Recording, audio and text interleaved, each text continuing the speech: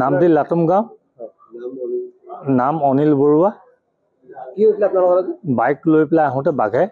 attack কৰিলে কোন ঠাইত নামটি লাটুম গাঁও বাঘৰ আতংক আগৰ পৰা চলি আছে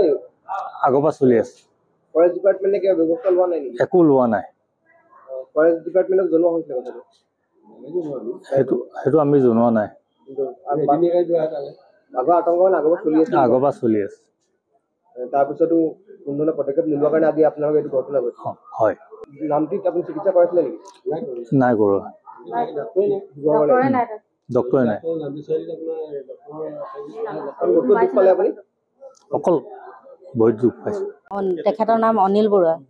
হাজবেণ্ডে হয় তেখেত ধাননিৰ পৰা মানে আহি আছিলে ধাননিৰ পৰা আহি লৈ বাইক লৈ আহি আছিলে ৰানিঙত আহি থাকোঁতে মানে জাপ মাৰি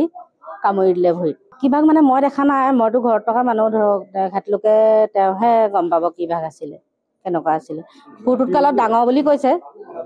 কুকুৰটোতকৈ অলপ ডাঙৰ বাঘটো